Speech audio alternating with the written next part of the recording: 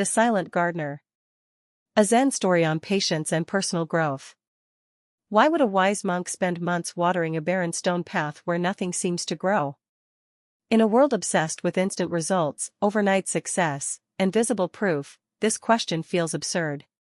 We measure progress in likes, promotions, notifications, and applause. If we cannot see growth, we assume there is none. But nature does not operate on notification speed. And neither does the soul. Tonight, listen closely. Not just to the story, but to the silence between the words. Imagine the breathy, low tones of a bamboo flute moving gently through the air. Slow. Grounded. Patient. This is not just a story about a garden. It is a story about you. The illusion of the barren path. A monk once arrived at an abandoned temple on the edge of a mountain village. The temple was old, quiet, nearly forgotten. Its stone walkway stretched from the wooden gate to the meditation hall, long, sun-bleached, cracked. Nothing grew between the stones. The villagers whispered. It is useless land. Nothing survives there. It has been barren for years. The monk said nothing.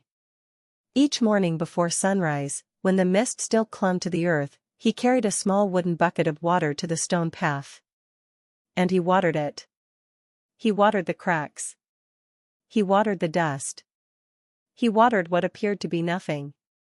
In the background, imagine the low tone of a bamboo flute. Steady, breath passing through hollow wood. No rush. No crescendo. Just presence. The central conflict was not the stones. It was the mind. Because even the monk felt it, that quiet whisper. What are you doing? There is nothing here. In our digital-first world, we are trained to expect immediate feedback. Immediate growth. Immediate validation. But the monk continued. The rhythm of unseen labor. Each day he cleared small debris from the walkway. Fallen leaves. Pebbles. Wind-blown dirt. Then, when no one watched, he knelt down and pressed tiny seeds into the narrow cracks between the stones. Seeds invisible to the eye. Buried deep. Hidden beneath weight.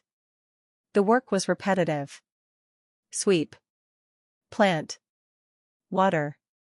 Breathe. Sweep. Plant. Water. Breathe. The flute's breath mirrors this rhythm: inhale, exhale, steady tone. Discipline made audible. The monk did not rush. He did not calculate outcomes. He understood something modern minds struggle to accept. The process is the reward. There is a certain peace found only in repetition. When action becomes meditation. When effort becomes prayer. Discipline is not punishment. It is alignment. And alignment creates inner quiet. Surrendering the ego's clock. Seasons changed. Summer heat baked the stones. Autumn wind stripped the nearby trees. Winter frost hardened the earth. Still, nothing appeared. The villagers laughed softly now. He is watering rock. He is planting hope in dust. But the loudest critic was not outside. It was within. The ego has a clock. It demands results. It demands proof. It demands recognition. Why are you not blooming yet? It asks. Why is no one noticing? Why is there no visible progress? The monk felt this tension like a tightening string.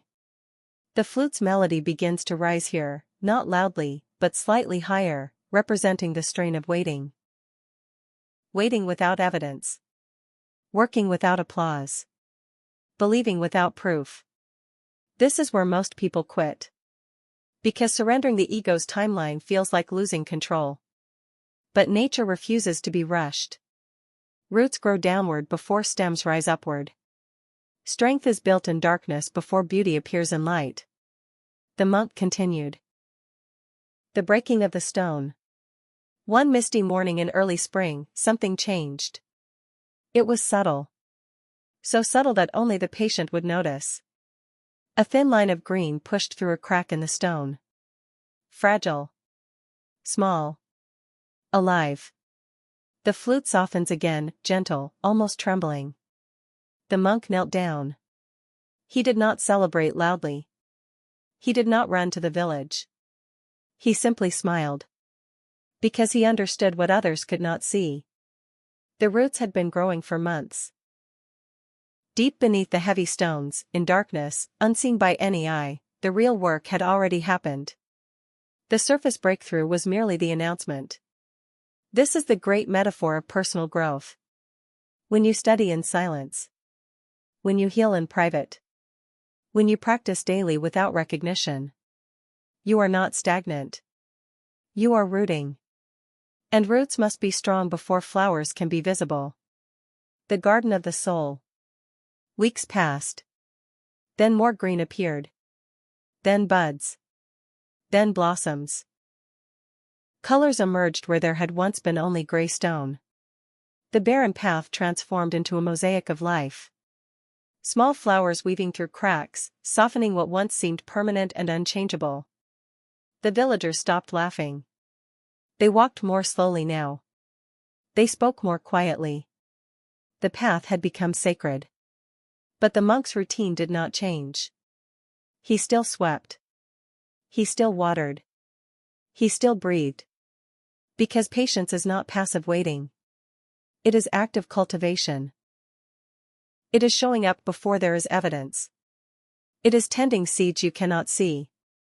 It is surrendering the ego's frantic demand for immediate success. The flute begins its final solo here, slow, spacious, fading gently into silence. Your barren path. Now the story turns to you. Where is your stone walkway? Is it your career? Your healing? Your spiritual practice? Your creative dream? Have you been tempted to abandon it because nothing appears to be growing? Have you mistaken hidden rooting for failure? The silent gardener teaches us that the greatest transformations happen beneath the surface. In quiet mornings. In unnoticed effort. In disciplined repetition. Time is not your enemy.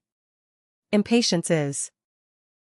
When you surrender the ego's clock, you enter nature's rhythm. And nature never rushes, yet everything blooms. Tonight, identify your barren path. Instead of demanding flowers, plant seeds. Instead of chasing applause, cultivate roots. Instead of fighting the clock, water the cracks. Growth may remain hidden for seasons. But if you tend it faithfully, if you clear debris, plant quietly, and breathe steadily, the stone will break. And when it does, the bloom will not surprise you. Because you will know. The miracle did not happen overnight. It happened in silence. The flute fades. The monk walks the vibrant path once more. And somewhere inside you, a seed is planted. Be patient. Be disciplined. Be the silent gardener of your own soul.